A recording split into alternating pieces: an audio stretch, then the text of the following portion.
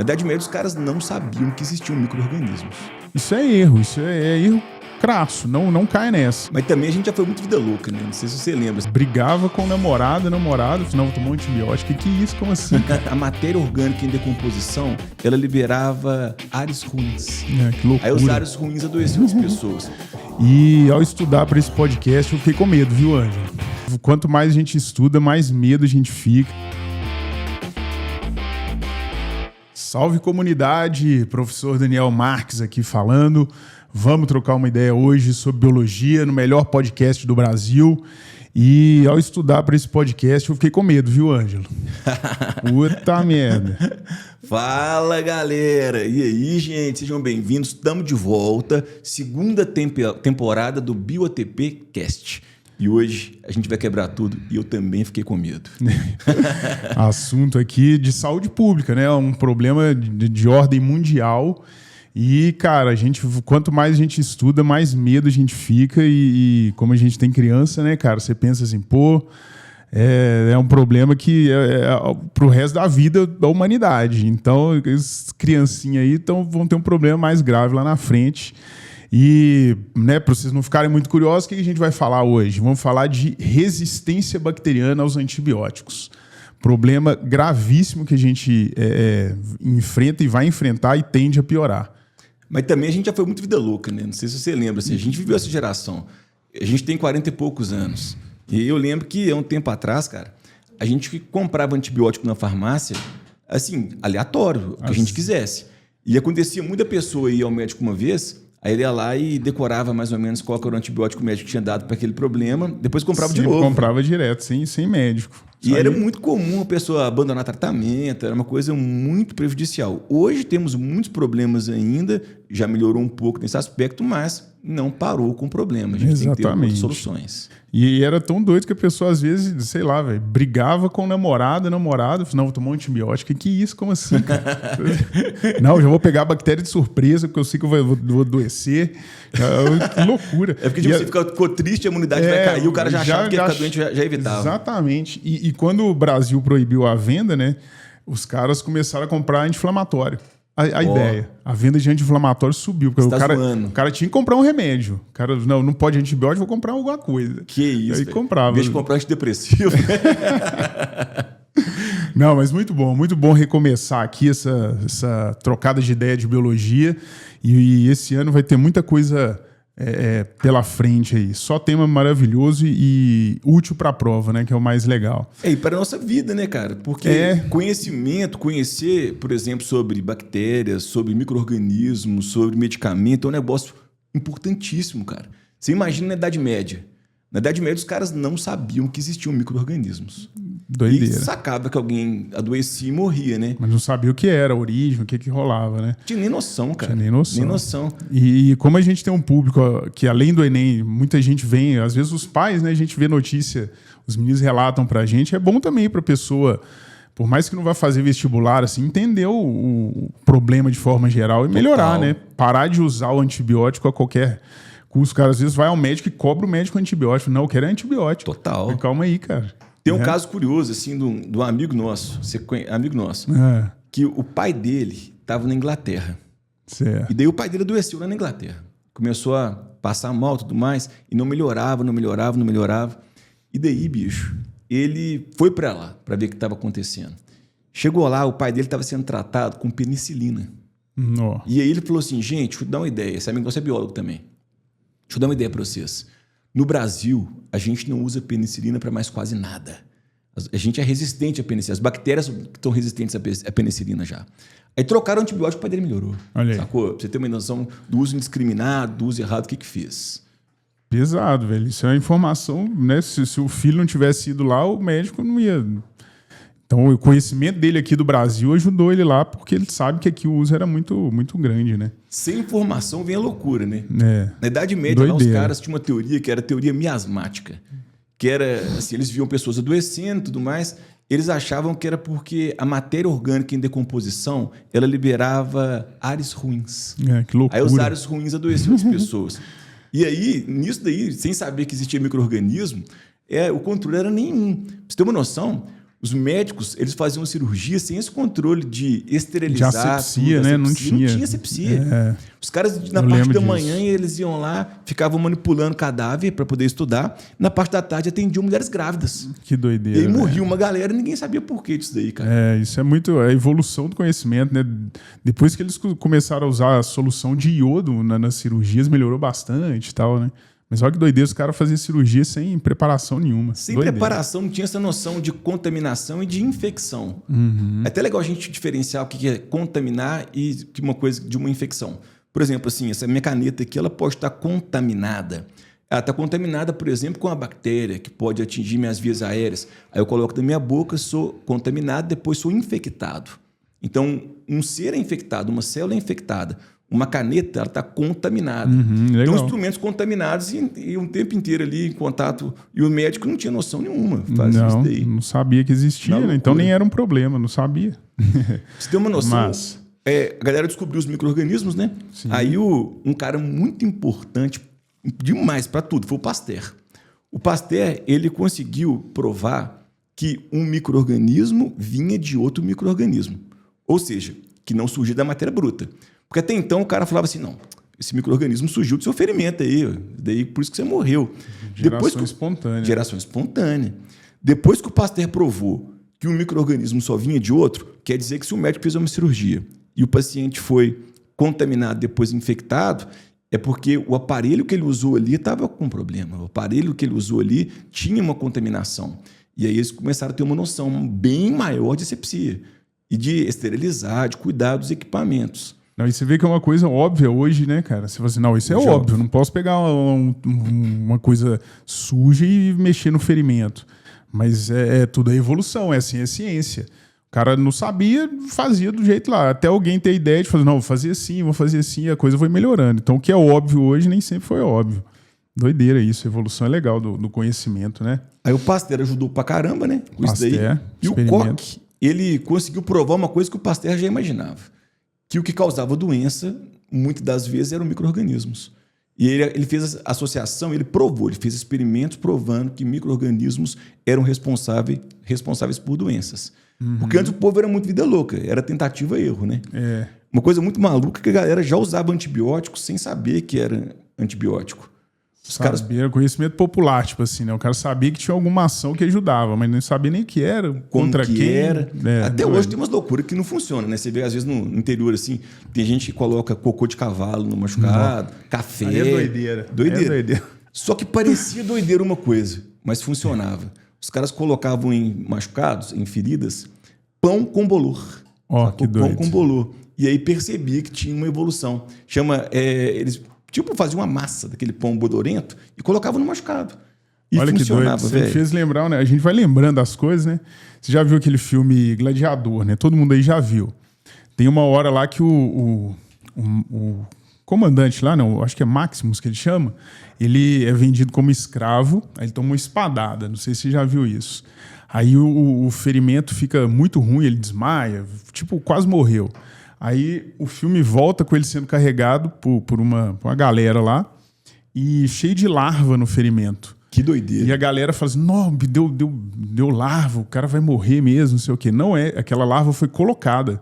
Então a larva, ela produz substância bactericida ali. Que doido. Ela come a matéria orgânica. Só como que tá morto, né? Tá morto e ela evita a infecção, porque doido ela demais. Tem capacidade antimicrobiana. Então aquilo era tratamento, aquelas larvas ali. É esse pão bolorento aí. O cara sabia que tinha alguma coisa ali que funcionava. Sabia o que era, não. Põe esse pão aí que dá certo. Os caras misturavam. Eu vi uma receita anglo-saxônica. Olha aí. O seguinte, os caras misturavam só coisa boa, olha só pra você ver. Alho, cebola. Tempero. Vinho. Só coisa maravilhosa. Alho, cebola, vinho. E aí também punha bile. Aí esperava fermentar. Isso era uma receita. Os caras testaram isso atualmente e perceberam, velho, que isso é capaz de matar Staphylococcus aureus. Caraca. Que tem várias cepas resistentes aos antibióticos atuais aí, cara. Então, assim, uma das que é super resistente. Super resistente. Staphylococcus aureus, Estados Unidos, tem muito problema com ela lá. Que doido, olha aí, ó. Receita anglo-saxônica. Anotou, gente? Não sei como é que você vai conseguir. Não vai conseguir bile, não, mas funciona. Bom, esse histórico é legal, né, cara? Porque a gente vê que a coisa vai evoluindo. Achei massa demais. Mas aí, a gente dando sequência aqui na nossa conversa, você quer trocar uma ideia sobre os tipos de antibióticos? Podemos. Antes disso, vamos só contar uma coisa aqui pra galera.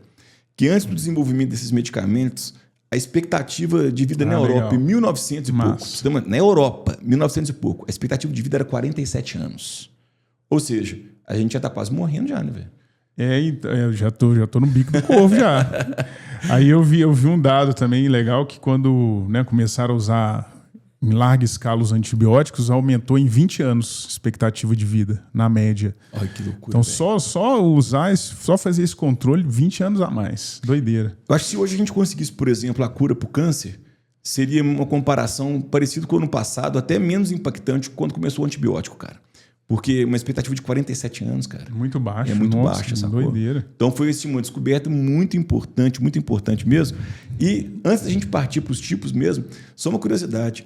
Quase todo mundo atribui a descoberta do antibiótico ao Alexander Fleming, como se fosse o primeiro que tivesse colocado. E aí, olha aqui, ó, em 1893, Bartolomeu Gósio, ele conseguiu extrair uma substância antibiótica que chama ácido micofenólico. E usou pela primeira vez, sacou? E a coisa mais louca é que esse cara estava estudando pellagra. Pellagra é deficiência da vitamina B3. A gente fala que é a doença dos 3Ds. Dermatite, demência, diarreia, que é o que marca assim, o pellagra. E o povo achava que isso era uma doença infecciosa. Não sabia que era vitamina. Aí esse cara, o Gósio, estava estudando e ele conseguiu pegar essa substância, cara, e usou. Só que qual era a dificuldade dos caras? Não tinha uma indústria farmacêutica com competência para poder fazer em grandes quantidades, para poder extrair, isolar. Então a coisa meio que se perdeu. Ficou ali. O tempo foi passou um tempão. Aí, em 1928, que o Fleming teve aquele episódio curioso com ele, né? Da contaminação das placas, né? Porque a sorte também tem que estar na vida do cara, né, bicho? Não, a ciência esbarra muito na sorte, muito, cara. O cara nem estava procurando aquilo, chegou no colo dele, ele teve que pesquisar. Agora tem que me virar e saber o que rolou aqui. Quantas vezes, né, o cara tá estudando um medicamento para uma coisa, descobre para outra coisa o medicamento, viu que funciona para outra coisa. Exatamente. E o Alexander Fleming, ele estava estudando bactérias e aí ele entrou de férias, né? E aí teve uma contaminação das culturas bacterianas dele, e ele estava de férias, deu tempo do fungo crescer. Quando ele chega, ele percebe que onde tinha um fungo, halos em volta das bactérias, halos sem bactéria no meio das culturas bacterianas. Conclusão, onde tinha um fungo, desapareciam as bactérias. Aí ele deduziu que tinha alguma coisa, né? Interessante demais. E essa imagem ela é frequente em prova de vestibular, né? O cara sempre tem lá o meio de cultura e os halos, assim, a pessoa pergunta o que está rolando lá. É bom vocês saberem disso, hein, gente? Ver até a eficiência. Quanto maior o halo, que é a parte sem bactéria. Você quer testar, por exemplo, a eficiência do antibiótico. Quanto maior fica o halo, quanto maior a área sem bactéria, mais eficiente é esse antibiótico. E nesse caso, do Alexander Fleming, ele descobriu a penicilina. Mas também teve dificuldade, a coisa ficou parada. Ele descobriu até a galera conseguir realmente isolar a penicilina, fazer em grandes quantidades. Reproduzir a primeira vez que aquilo, testaram, o cara morreu. Eles perceberam que o cara melhorou, mas acabou o antibiótico, o cara morreu. Resolveu o problema, né? Não tem mais infecção. Mas aí não, aí manter o cara vivo, pô. Tem que manter o cara vivo. Só que eles tinham tão pouco antibiótico que não conseguia ter doses grandes. O que acontecia do cara ficar um tempo usando, depois não parou de usar. Aí tinha bactéria ainda, não tinha resolvido 100%. Massa. E aí, antes de você entrar aí nos tipos de antibióticos, vou deixar uma pergunta pra galera aqui que você vai explicar. Mas é muito comum em vestibular, em provas por aí, perguntar por que antibiótico não funciona para vírus. Legal demais. E aí o Ângelo vai responder isso, mas pensa que você tá usando um fármaco, uma substância que ataca a bactéria, mas não ataca vírus. Por quê? E aí você tem que responder.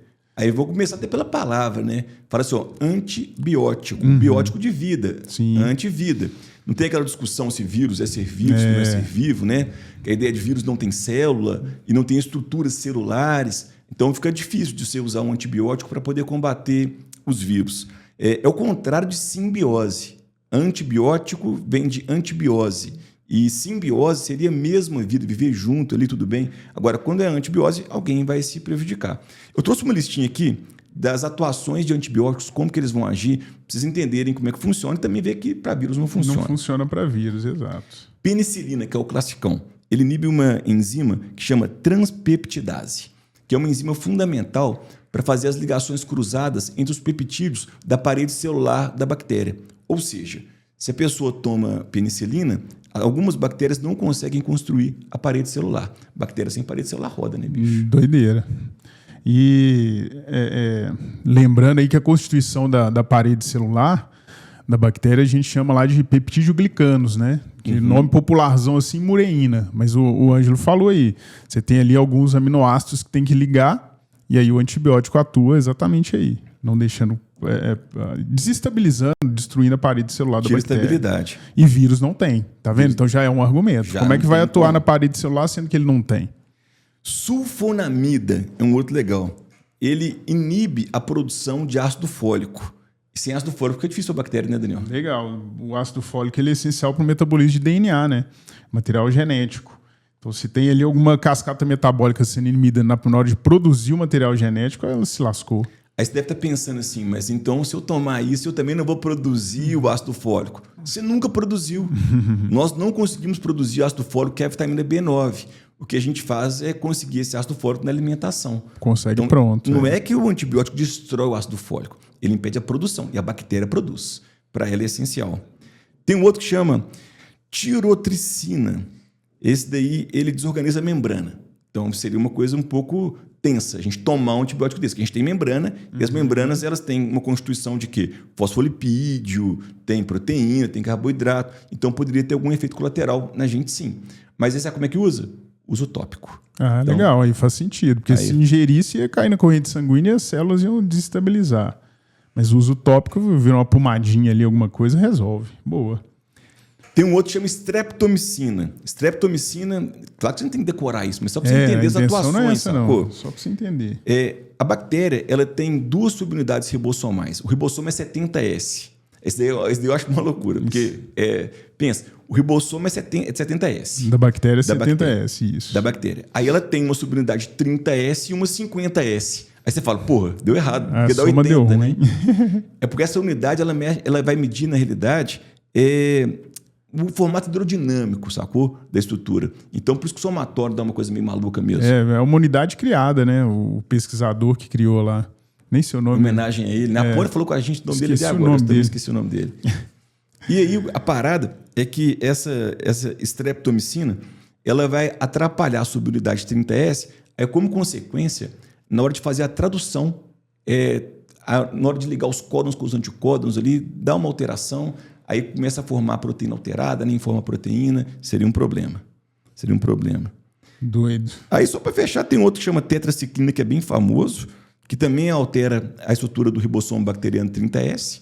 E aí você fala, então, peraí, por que não altera do humano? Porque você não tem subunidade 30S. Seu ribossomo é diferente. E nesse caso, ela impede a ligação do RNA transportador que leva o aminoácido para fazer a proteína. Aí não tem produção de proteína.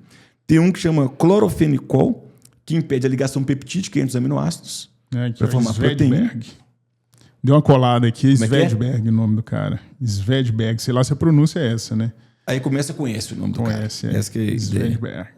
Boa. E por último, tem um que chama metronidazol. Esse daí, o que ele faz? Ele danifica o material genético de bactérias anaeróbias. Basicamente, o que ele vai fazer é o seguinte: ele pega os elétrons livres que estão ali e aí vai ser formado um óxido de nitrogênio. E esse óxido de nitrogênio depois ataca o DNA bacteriano. E por que na gente não tem tanto problema assim? Porque nós temos células que são células aeróbicas, nós temos oxigênio, e o oxigênio é um aceptor de elétrons. Então, nossos elétrons não ficam ali vagando. Então, ataca a bactéria e não ataca a gente. Doido demais. Vários sítios, né? E como a gente está a discussão aqui sobre resistência bacteriana, quanto mais tipos diferentes de atuação, melhor. Porque você vai atacar a bactéria de vários jeitos, de vários tipos. Tem bactérias gram-positiva, gram-negativa, e aí, bicho, aeróbica, anaeróbica. Então, a indústria farmacêutica ela tem que descobrir coisa nova o tempo inteiro. Fechou? E aí, pensando, né, no nosso problema, no nosso tema, quando a gente fala de resistência bacteriana, é bom a gente saber o que é. É um termo meio autoexplicativo, mas entenda. Um micro-organismo patogênico está dentro do seu corpo. Você tem que matar. Você usa o antibiótico. A bactéria não responde mais ao antibiótico.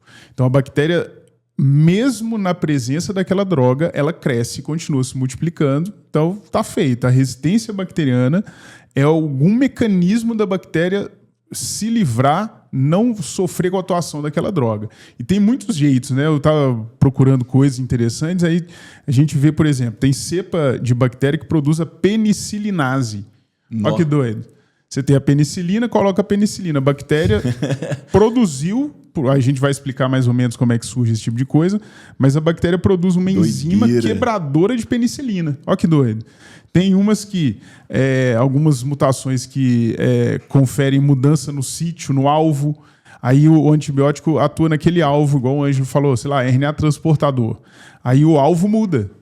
O RNA transportador agora está diferente, a droga não funciona mais. Tem outras cepas que produzem uma proteína de membrana que bombeia a droga para fora. Então a droga entra, a bactéria bombeia para fora. A bomba de efluxo. Genial. Genial. Bombeando para o tempo inteiro. Então tem vários mecanismos. Bactéria, uma coisa que eu lembrei aqui agora. Eu entrei na faculdade querendo fazer genética, né? Falei, não, você é geneticista, achei doido demais, azão do caralho, não sei o quê. Aí tive genética básica, passei, aí caí em genética de micro-organismos. Falei assim, bicho, não quero mais não, velho. Quero ser geneticista mais. Não, vou embora. E era bem isso. O tempo inteiro as bactérias, elas mudam. Cara, é muito doida a genética de micro-organismos. E aí a gente entende a importância da biologia básica. A biologia básica, por mais que não é tão básica assim, quando chega na faculdade ela é aprofundada, mas a gente chama de básica porque eu estudo de como é o funcionamento dos organismos. Estudo de base. É a partir disso que a gente vai estudar para poder fazer os medicamentos, criar medicamento. Os primeiros antibióticos eram todos naturais. Hoje a gente sintetiza, a gente faz. Mudou até o conceito de antibiótico. Né? Você descobre o alvo e faz uma droga para aquele alvo. Doideira demais. Então, a resistência é isso. É o jeito que a bactéria encontrou de não sofrer mais ação daquele antibiótico. E por que aumenta? Por que essas bactérias, essas cepas resistentes, elas estão aumentando? Aí que entra conceitos de prova tipo seleção natural, pressão seletiva. Ótimo. Então, quanto mais você usa o antibiótico, maior é a pressão seletiva.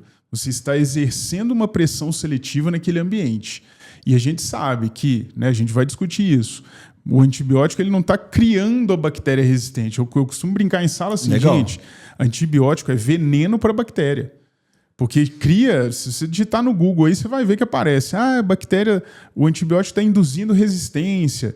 Isso é erro erro crasso, não cai nessa.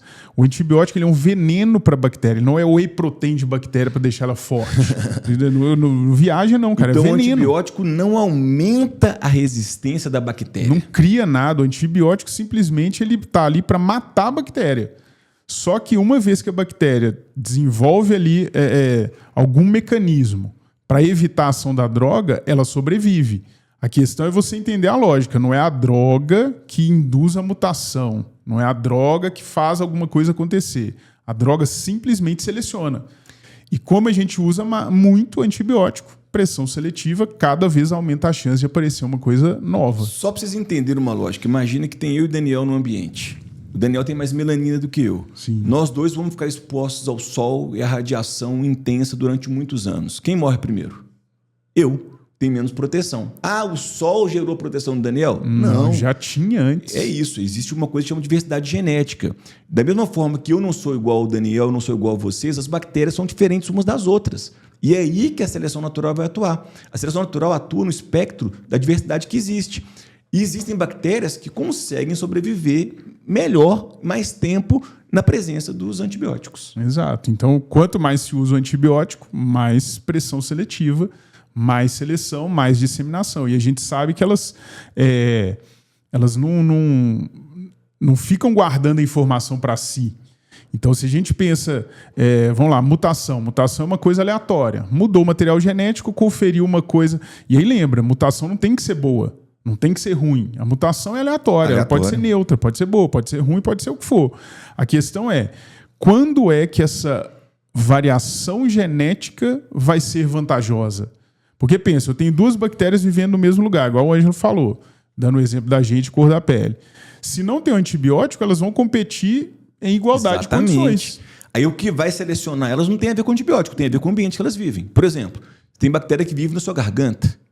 E aí, qual que é a bactéria que vive melhor na sua garganta? Aquela mais apta. As condições da sua garganta, os recursos da sua garganta. Agora, a partir do momento que você coloca o antibiótico, a guerra é por outra coisa. Já não é igualdade de condição. Já não é igualdade de condição, é outra história. Sacou? Exatamente. Aí a bactéria sensível morre, a resistente fica, aí você tem que pensar, foi o antibiótico que gerou a variação? Não, ele selecionou uma variação prévia. Exatamente. Fechou? Provavelmente, quem quer sobreviver lá na sua garganta se não fosse um antibiótico? A bactéria mais apta a sobreviver na sua garganta. Aí você usou um antibiótico, qual que vai sobreviver?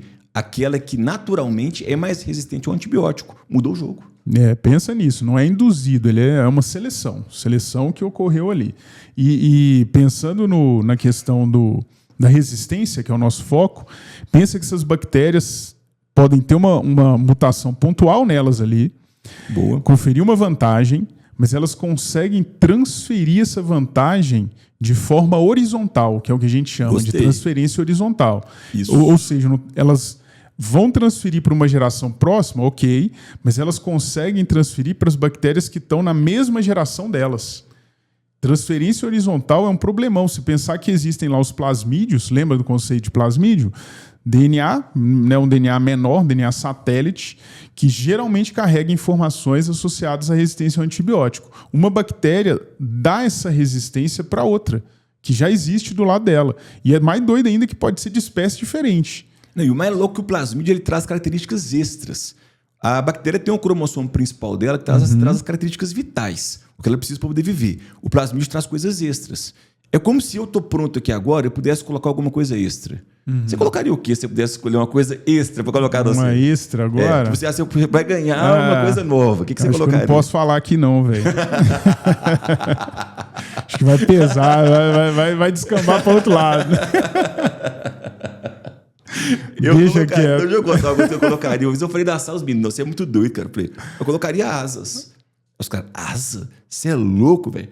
Não, se eu tivesse asa, eu ia ficar milionário. Não, doido claro demais. que eu ia ficar milionário. Eu ia fazer um TikTok. E aí, gente, vamos hoje, eu vou trabalhar, vamos voando comigo. Sabe? Pronto, tava milionário, porque eu tenho milhares de seguidores. Eu dando aula, imagina dando aula, riscando no quadro, voando. O espetáculo, velho. Já tava bom, sacou? Ia ser um show mesmo. Depois você me conta que eu fiquei curioso. Mas aí, então, tipo assim, pensa lá no plasmídio, essa transferência horizontal. Doido. E essa disseminação horizontal dessa resistência é um problema gigante que a gente tem que resolver. E só uma curiosidade, assim, é porque quando a gente fala nessa transferência horizontal, tem alguns mecanismos para isso. Boa, os nomes, né? É bom que você se lembre desses nomes, né? Conjugação, transdução, transformação. E boa. aí, tem que tomar cuidado com uma coisa, assim, porque tem um livro aqui no Brasil de Biologia, um livro de muito conceito, muito bom, que a gente respeita muito, mas nesse livro tem um termo lá que trata isso como reprodução sexuada de bactérias. E não seria uma reprodução sexual de bactérias, mas como tem nesse livro, eu já vi várias questões falando desses processos de transferência horizontal de genes como reprodução sexuada. Então, assim, é ter aquela calma, aquela paciência. Se aparecer numa prova alguma questão que trata exatamente como reprodução sexuada e não tem mais o que fazer, você analisou as opções, não tem outra opção, você aceita, né, Daniel? Eu penso bom senso, cara. Você vai fazer uma questão aberta, coloca lá, conjugação é um exemplo de quê? Você vai falar de recombinação gênica. Se é uma prova fechada e não tem outra opção, se só tiver lá reprodução sexuada, aí é isso. Mas bom senso, analisa tudo antes para ver se tem lá a recombinação gênica. Porque, de fato, não aumenta em número, né? Por que é ruim chamar de reprodução sexuada? Porque não tem gameta envolvido, não aumenta em número as células bacterianas. Então, assim, é uma troca de material genético. Eu prefiro falar de recombinação gênica, fechou? E aí nós entendemos, então, que a diversidade genética é fundamental para a atuação da seleção natural e quando se usa, por exemplo, o antibiótico, seleciona as bactérias mais resistentes. Se existe uma bactéria que tem a característica de ser resistente ao antibiótico, ela consegue fazer uma transferência horizontal de genes e potencialmente características para outras bactérias. Por exemplo, se uma bactéria passa material genético para outra através de uma ponte citoplasmática, a gente fala que é um pilus sexual, Uma coisa curiosa é que no latim, quando fala us, é singular e i é plural. Então, pili são pelos sexuais. Pilos é um só, esquisito isso, né? Doideira. E aí uma bactéria que a gente vai chamar de F+, ou fértil, ela vai construir, e ela é fértil porque ela tem capacidade de construir essa ponte citoplasmática, ela tem gene que gera essa condição dela construir, ela vai fornecer plasmídio, vai passar plasmídio para uma outra bactéria. Ao passar esse plasmídio para uma outra bactéria, ela passa genes e passa novas características para a próxima bactéria. E doido, eu lembrei de uma pergunta que um aluno me fez uma vez. Mas se a bactéria vai passar para outra resistência, ela não vai ficar sem? Ah, legal. Como assim ela vai ficar sem e vai doar para outra? Aí você tem que lembrar que DNA é de fita dupla. Ela vai passar uma das fitas, ficar com uma e depois duplica. Cada uma delas duplica o DNA e tá tudo As certo. Duas ficam duas ficam resistentes. Genial. E é muito doido que o Ângelo falou aí, a bactéria F+, ela doa a resistência, doa ainda a capacidade de fazer plasmídio. Ou seja, se antes você tinha uma bactéria doadora e uma receptora, pós-conjugação, as duas se tornam doadoras. F+, ela começa a ter capacidade de fazer também a ponte citoplasmática, o pelo sexual. Então você imagina a disseminação da resistência. Se antes uma só recebia, agora não. Agora ela consegue doar também. Por isso que confunde, né? Chama pelo sexual. Olha que é sexo, né? Doideira. E tem também a ideia da transdução. Transdução, que são os vírus utilizados como vetores de DNA. Bacteriófago, quando ele vai ser construído, ele primeiro tem uma fase que ele faz a adsorção e gruda na bactéria, depois ele injeta o material genético dele na bactéria, faz a biossíntese, depois tem um período de maturação e montagem. Aí quando ele faz a biossíntese, ele replica o DNA dele também, sacou? E aí o ideal é colocar o quê? Dentro de cada bacteriófago, na hora que vai montar, um DNA de bacteriófago. Só que às vezes acontece de pedaço de material genético da bactéria que ele estava invadindo. Até porque alguns bacteriófagos têm como estratégia, ao chegarem numa bactéria, eles começam a sintetizar as suas proteínas e enzimas, e uma enzima pode destruir o material genético bacteriano. Como que destrói esse material genético? Picotando. Então fica cheio de pedacinhos de DNA bacteriano. Então, às vezes, na hora de montar um bacteriófago, monta com o DNA da bactéria. Doideira. E olhando para isso, como é que a ciência evolui, né? Os caras olhando que vírus podia ser vetor de DNA de bactéria, os caras pensaram, então vírus pode ser vetor de DNA humano também. Isso é genial. Aí cai lá na terapia gênica, cara. Você olha para a natureza, replica e aí você usa a estrutura de um determinado vírus, insere DNA humano nele, joga na pessoa e ele infecta com DNA humano. Você vai corrigir o gene do cara. Doido demais. É maravilhoso. Né? Desde os filósofos, né? A ideia é observar a natureza. E agora a gente observa a natureza com um padrão microscópico. Dá pra gente ver muita louco coisa. Demais, cara. E aí, depois da transdução, tem a transformação, que é quando você lembra lá daqueles experimentos do Griffith, dos ratinhos, que eles viram que a bactéria tem uma bactéria viva, tem capacidade de pegar amostras, pedaços de DNA de uma bactéria que já morreu. Então a bactéria sofria lise por temperatura lá no experimento do Griffith, pedacinhos de DNA, a bactéria viva conseguia absorver e se transformar, mudar as características fenotípicas dela. Doido demais. Isso é genial. E aí uma observação é que as bactérias têm capacidade de fazer transformação, elas não têm aquela seletividade na hora de pegar o material genético mesmo. Mas assim, o que ela consegue colocar no material genético dela, de verdade, tem que ser um gene para o mesmo caractere que ela já tem, um alelo. Então, vamos imaginar assim, ela tem um gene, mas esse gene ele não é capaz de construir uma cápsula. Mas o próximo gene que ela pegou tem a capacidade de construir a cápsula, mas são genes para o mesmo caractere, com as variações.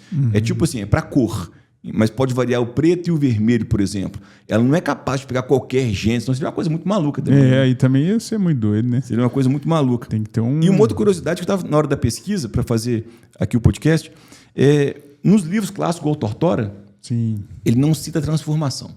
Fala, nunca reparei. Conjugação, transdução. Para essa diversidade genética aqui e os problemas de resistência a antibiótico. Aí que eu fui entender que eles não tinham evidências muito claras da transformação antigamente. Agora eles já têm evidências mais claras. Então, hoje em dia, a transformação entra. Já está dentro, né? Doido. Não sabia dessa não, que Tortora não considera, não. Legal. Então, assim, gente, já passamos aqui pelo contexto histórico da descoberta do antibiótico, já explicamos o que é resistência, como que ela aparece, como o antibiótico atua. E eu trouxe uns dados aqui também para a gente entender o porquê que esse problema é um problema tão grande assim, problema de saúde pública mundial, né, que chama a atenção de pesquisadores aí pelo mundo afora, da OMS. Então, eu trouxe alguns dados aqui. Eu fiz uma pesquisa e achei uma revista da FAPESP que fala um pouco sobre esses dados, assim. Então, nada para você decorar o dado ou coisa nesse sentido, mas para entender a progressão do problema. E é igual o Ângelo introduziu aqui, a gente usava muito antibiótico. E hoje em dia, cara, minhas filhas adoecem lá. A única coisa que eu tento evitar ao máximo é o antibiótico, é o último recurso. E toda vez que passa um ano que a menina não usa antibiótico, eu comemoro. Na festa. Graças a Deus e graças a Darwin, e não precisou de antibiótico. Mas é aquela coisa, o médico, ele trabalha, né, pensa na balança de pratos. Ele sabe, ou pelo menos deveria saber, que o uso do antibiótico não pode ser à torta e direito. Mas, ao mesmo tempo, tem uma criança passando mal ali, o quadro não reverte. Mas, eu tenho que tratar, mas eu não posso usar o antibiótico de forma discriminada. Mas o menino tem que viver, então tem que jogar nesse... Tem que jogar, uma hora ele pode precisar. Uma hora tem que dar um antibiótico, não tem como. E aí, só lembrar uma coisa, vou falar uma coisa, o Daniel vai ficar com raiva disso daí, que ele vai lembrar também.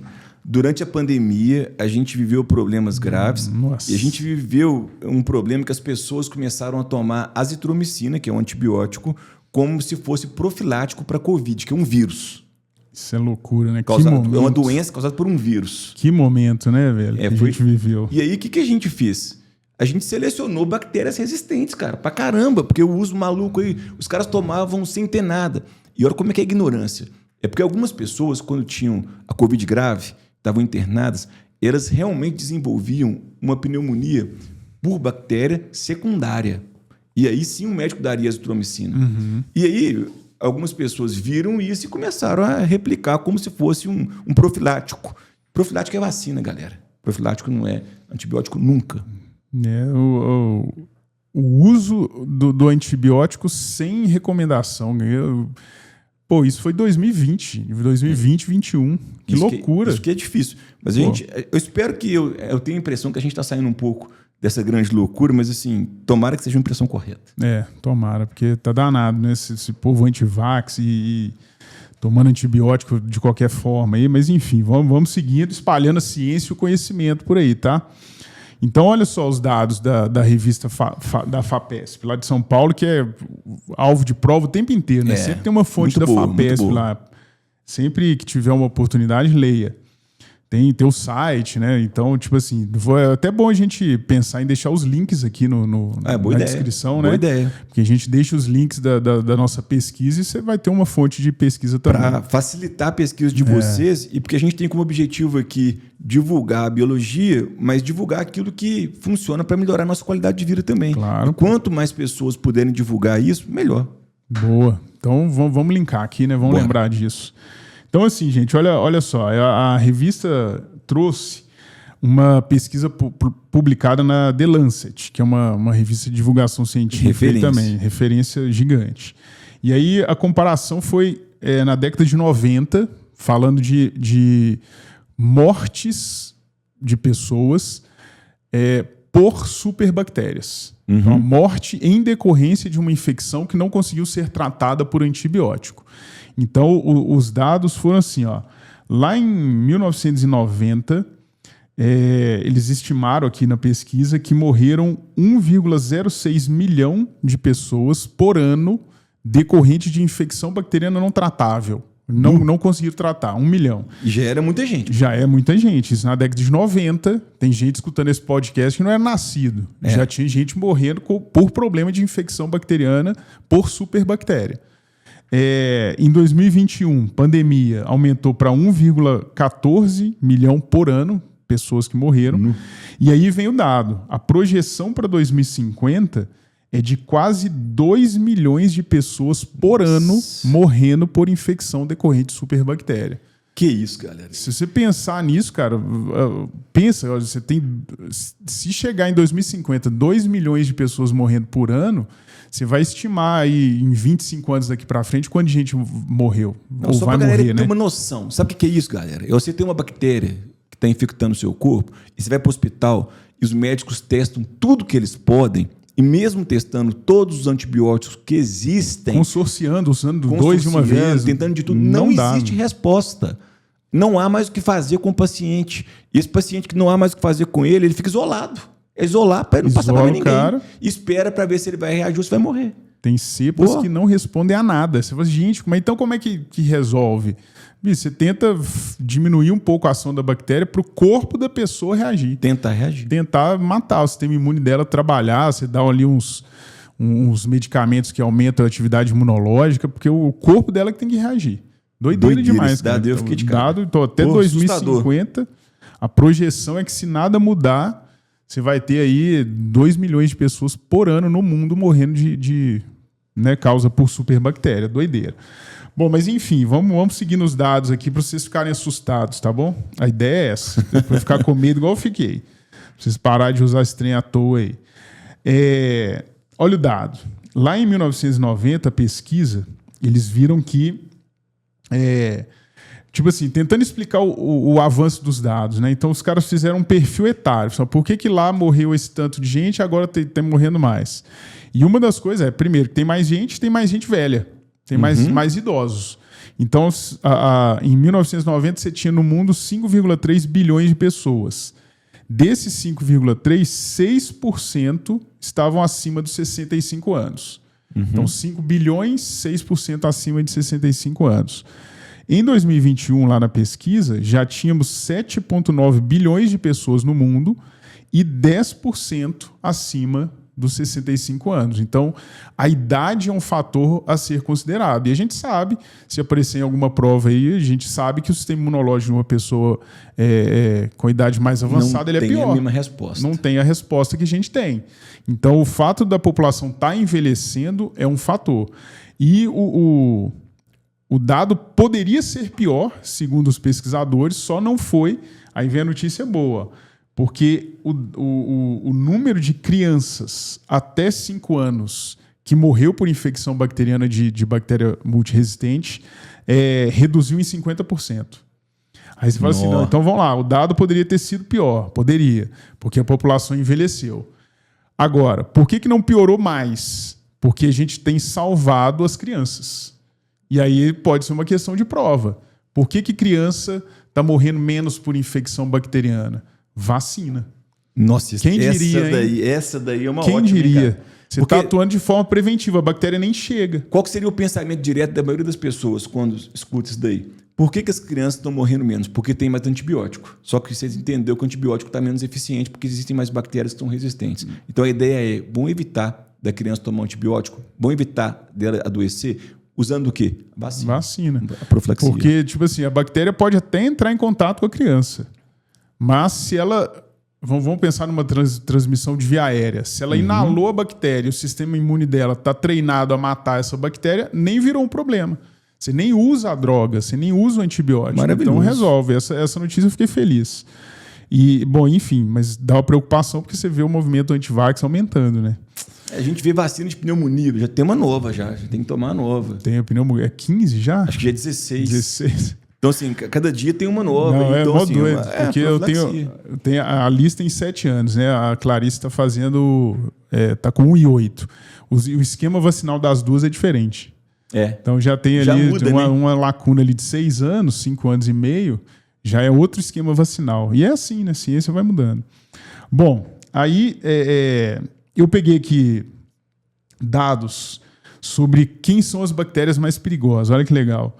Isso é legal. Uma pesquisa lá nos Estados Unidos, na Universidade de Princeton, trabalhando com infecção hospitalar, analisou ali 136 milhões de casos, não de mortes, tá, gente? Isso aqui é só do estudo da revista. E eles viram que 70% das mortes dessa galera foram 6 superbactérias. E aí, olha, eu vou listar os nomes aqui, não é para você decorar, mas olha que legal. Escherichia coli. Então, peraí. Escherichia coli, E. coli. Beleza. Famoso coliforme fecal. Staphylococcus aureus, que o Ângelo falou. Klebsiella pneumoniae. Streptococcus pneumoniae. Acinetobacter baumannii e Pseudomonas aeruginosa. Então, de todas as mortes dessa galera toda aí de superbactéria, a gente tem bactérias que são muito comuns. Eu, Ângelo, eu não te falei essa, quando eu estava na faculdade em 2006, 2002, que foi quando eu entrei. No segundo semestre, a gente testou Staphylococcus, na aula prática de micro. Uhum. Aí eu fui o cara testado e deu positivo. Oh. Então, pensa, a bactéria tá na nossa pele, tá por aí. Só que uma coisa é a bactéria estar no lugar ok, tá no lugar certo. Então, você imagina, igual o coliforme fecal, o lugar dele é intestino grosso. Se vai para o trato urinário, a bactéria que é padrão de uma determinada região do seu corpo e cai em outra já vira um problema. Então você pensa, infecção urinária, a pessoa tem infecção urinária direta, E. coli, antibiótico, seleção, cara. São bactérias que estão aí o tempo inteiro.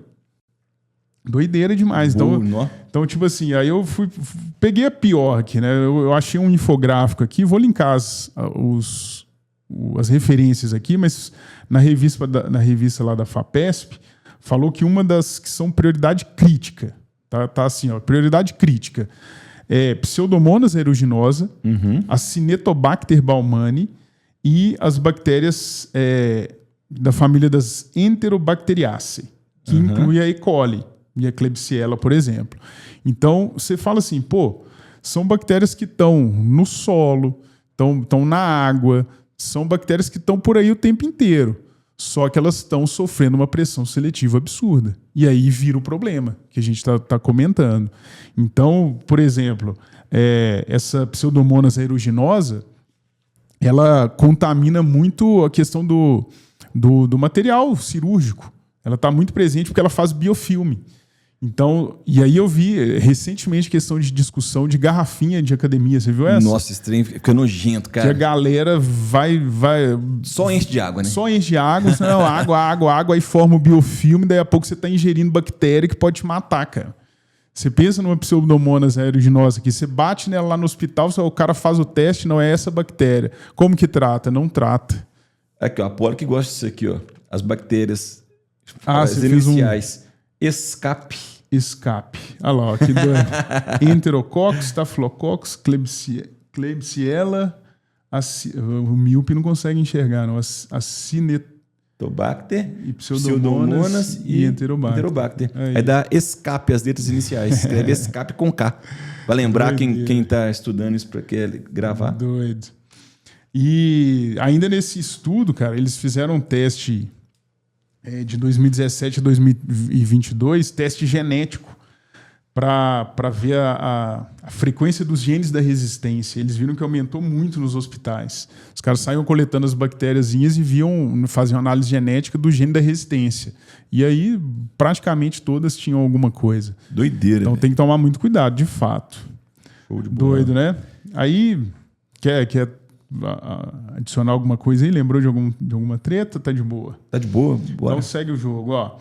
Porque aqui eu tô mais alistando alguns dados mesmo para ilustrar, para você não achar que a gente tá aqui romantizando, tá? São pesquisas sérias aí dos Estados Unidos. Para comprovar a ideia. Para comprovar.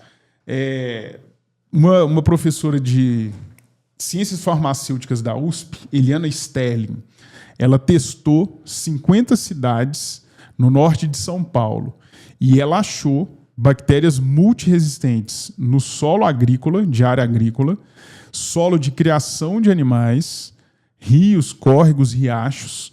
Um outro pesquisador, Newton Lincopan, da USP também, no Rio Tietê e Rio Pinheiros, que corta a cidade. Ou seja, vale lembrar que não usa antibiótico só para humano, não. Usa antibiótico para o gado, para as galinhas. E eu descobri, cara, que tem muito hospital que não é uma legislação. Por exemplo, você está com infecção urinária. Você faz xixi lá no hospital. Não existe uma lei que regulamenta o hospital tratar aquele esgoto de forma específica para ela não ir para o ambiente. Que doideira. Eu vou até confirmar isso, porque eu achei meio perigoso. Falei, gente, será que esse dado tá certo? Porque a revista é de 2023. Eu vou pesquisar se alguma coisa mudou. É bom que a gente linka aqui embaixo para ver. Mas até onde eu li, não era uma obrigação o hospital fazer alguma coisa específica. Então, você imagina, eu estou com infecção urinária, com E. coli multiresistente. Fiz xixi lá no hospital, foi para a rede de esgoto padrão. Ou seja, ou a gente muda o comportamento, ou a situação vai ficar cada vez mais grave. Doideira. E o professor Lincoln Pan aqui achou bactéria resistente em tartaruga, pinguim, baleia, ave no litoral. Então você imagina, cara, o problema tá daqui, tá indo lá para outro lugar. E aí ele não listou efeitos negativos no animal, porque ele não foi o objeto de pesquisa, mas que a bactéria estava lá, estava. Olha que doideira. E aí eu vi outro dado também aí para mais perto da gente, que lá na Ceasa de São Paulo, eles encontraram bactérias resistentes na alface, rúcula, repolho, hortaliça de forma geral. E aí lembre-se de como que lava uma hortaliça, viu, gente? Lembre como é que lava de forma efetiva. O povo até hoje acha que o vinagre resolve tudo. Vinagre é bactéria de samba lá dentro. Vinagre é tempero, galera. Vinagre é tempero.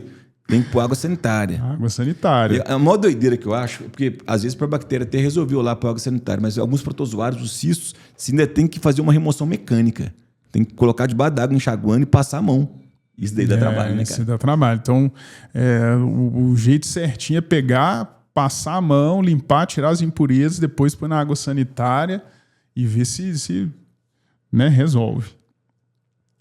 Bom, mas enfim.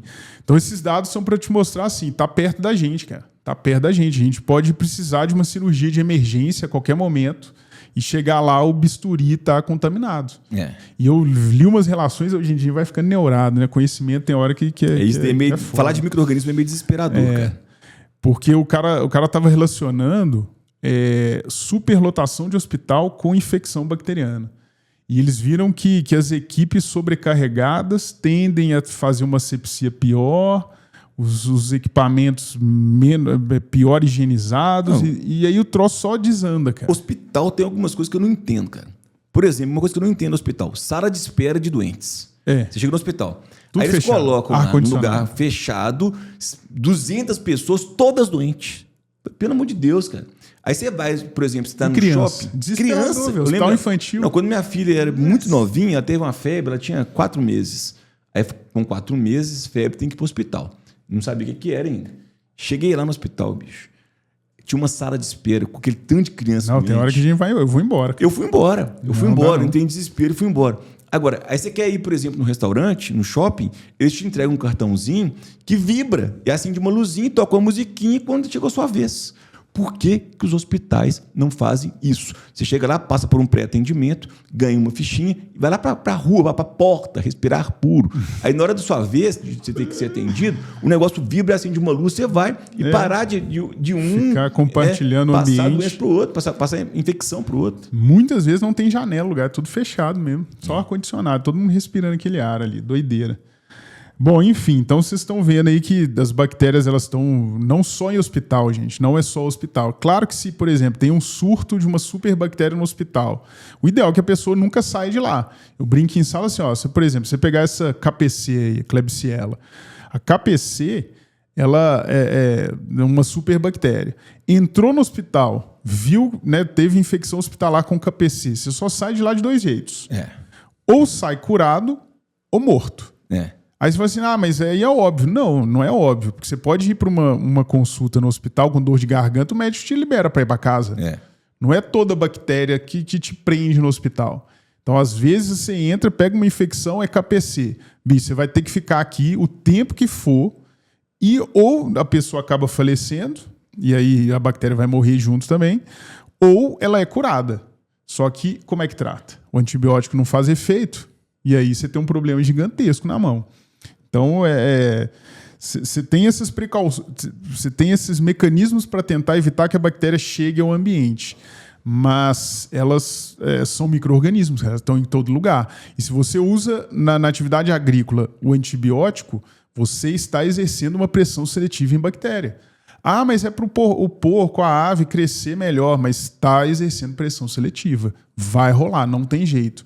Uma coisa é certa, a bactéria vai aparecer com alguma coisa nova.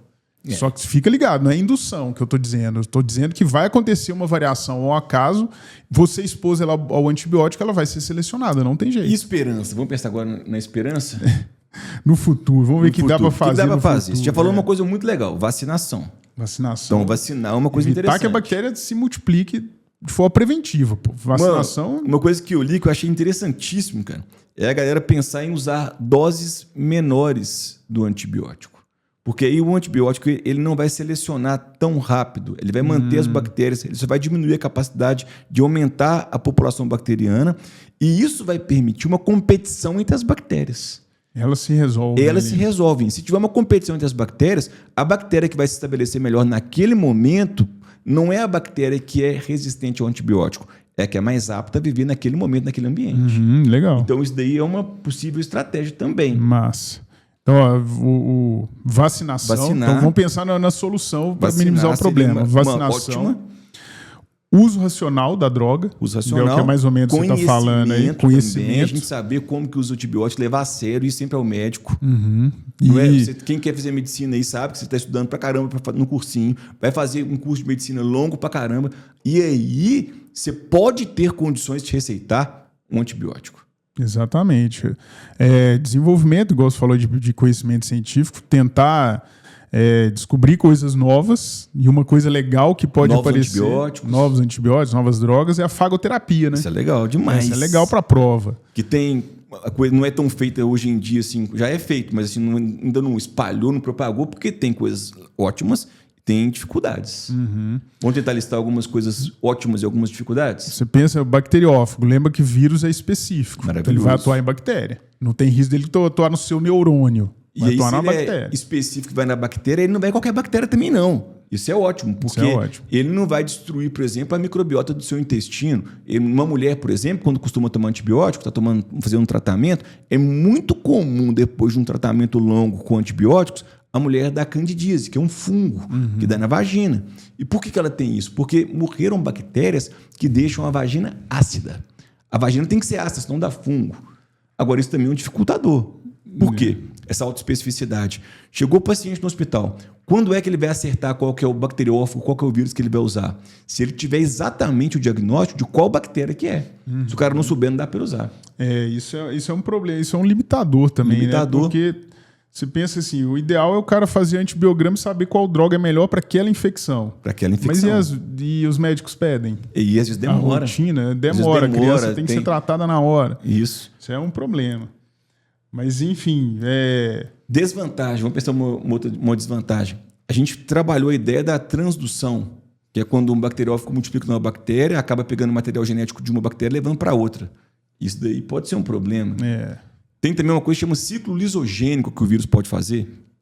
Os vírus, algumas vezes, os bacteriófagos, eles podem colocar, dependendo do tipo de bacteriófago, o material genético dele na bactéria e ao invés de fazer biossíntese, fazer proteína, replicar material genético, o material genético dele fica inserido no meio da bactéria. E uma loucura que pode acontecer, não é sempre que acontece, é que algumas vezes a bactéria começa a produzir uma substância nova. Alguma toxina, por exemplo. Quer ver um exemplo bem famoso que aconteceu isso? A bactéria do botulismo. A toxina botulínica, ela vem... A receita de como fazer ela vem de vírus. Sabia desse negócio? Sabia não. Doido, né? Doido, é. A difteria também, a toxina da difteria, que gera uma difteria grave, o material genético vem de um vírus. Olha ciclo só. Lisogênico. Então, assim, tem esse risco. Doideira. Mas é isso, né, gente? É tentar buscar alternativas. A gente tem pesquisa científica para isso, para tentar buscar alguma coisa nova.